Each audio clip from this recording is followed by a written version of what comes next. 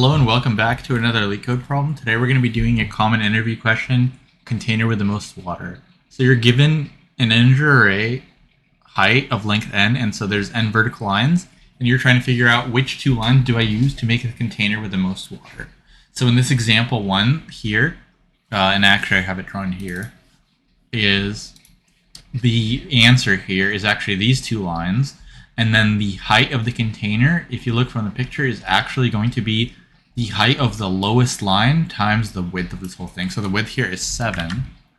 And then the height of the lowest line is also 7. So that's 49. Okay.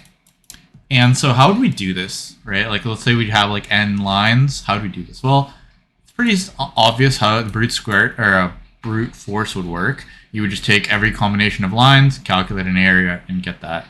But brute force is too slow, I think, for this problem. Plus, we can just make it more efficient.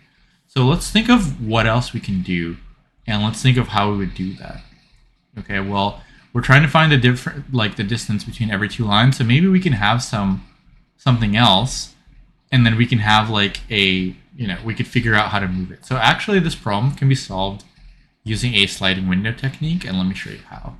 So we initialize our left to the very most left. We initialize our right to the very most right. And we have some result variable. And then what we need to do is we need to actually calculate the area at every single point. So like here, for example, it would be, remember, it's the min of the two heights times the width. So it's like this, which is going to be 8. And so then what we actually do, if you think about it, so we have two walls. Well, one's a really big wall, and a big wall gives you a big area. One's a really small wall. And a small wall gives you a small area. So which one would you rather get rid of? Well, we obviously want to get rid of the small wall because we want to get the biggest area possible. So we're going to move the left over here. And this is going to give you our actual output that we want, the 49. Okay. And then from there, we're going to keep going. So we're going to now move the right because the right is smaller. So we're going to move the right over here. Now the area will be this, which is 3 times 8. So that's 24. Now, remember, we're going to try to maximize this. So we have a 24, but the 49 is bigger. So now what we need to do is we need to move the right again because the left is bigger. So we're going to move the right over here. Now the rights are actually, the left and the right are equal. And so this is another special case. So here the area is actually going to be 5 times 4, which is 40. It's still smaller than 49. But how do we figure out which one to move? So in this case, it doesn't matter because this is the max area starting at these two indices. Like, as you can see, the columns in here are smaller. But it actually turns out that the area, it doesn't matter which one you move, if they're the same, you're going to get the same result. And let me show you why. So let's say you get this example where these two columns are, say they're like 25, right? So we have 25 here, and then maybe we have 25 here. Something like that, right? We want to have a bigger area than this area here. So this area is actually 40. We want to make sure we have a bigger area than that, and we want to make sure we actually reach it. So let's say we move the left first. So if we move the left first, we're going to move it over here. Now our area will be smaller than 40 because we take this smaller column, right? So our area will be like this. It'll be smaller than 40, so we don't need that. Now we're going to move the right because our right is now smaller than the left. So we're going to move the right over here. Area is obviously going to be smaller again, so we don't need that. So we're going to move this again. And you see we ended up here. And now this is going to be our max area, actually 25 times 2, which is 50. So that was what happened when we moved the left. Now let's try to move the right. So if we move the right instead, the right's going to be over here. Now our area is going to be smaller. The right's going to come over here. So delete that. Now this area will be smaller. So we're going to move the left. And you see we're in the exact same state. So it turns out that if the left and the right are the same, you can actually move either one. And if there is a bigger area, it's going to get to it automatically because you're going to have like bigger columns in the middle here somewhere. Like both columns in this have to be bigger than these two original ones. And so you would just get to this state eventually. Either way. So hopefully that helps clarify that when you have the same ones, it doesn't really matter which one you move. So let's just say we move the left, right? So let's move the left. We're over here. Our new area is 6 times 4, which is 24. Don't care about that. Let's keep going. Our new left is over here.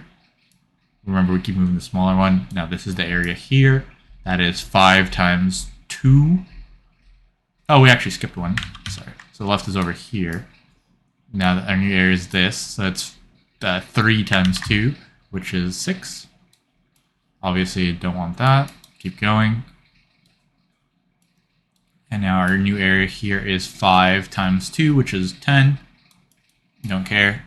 Keep going. Left. This is obviously smaller. And then from here on in, you can kind of see how it's going to go. But from here on in, all our left is eventually just going to hit this right. So this new area is a 4. And now the left is still smaller than the right. So then when the left becomes the right, that's when we end the algorithm. So we do this until the left is equals to the right. And we kind of take the greedy way of just saying, well, the bigger wall gives us a bigger area, so let's just keep moving the smaller wall forward. And so that's pretty much all for the algorithm, so let's actually code it up.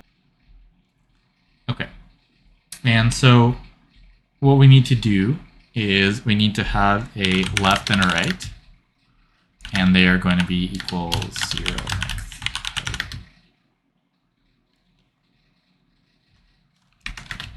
This one. Now what we need to do is we need to have a result. We'll just set that resulting area equals 0. And we can just say, well, left is less than right, because as soon as left is right or bigger, we have an invalid container. So res equals, now we need to actually calculate it here. So it's going to be the max of the result. And now we need, what's the area? So the area is actually going to be right minus left to get the width. And to get the height, it's actually going to be the minimum of height. It's going to be the minimum of the 2 lines, right? So height left, height right. Okay, so that's going to give us the result. Now we need to see which one to move. So if height left is small, or say yeah, smaller than height right, let's move the left.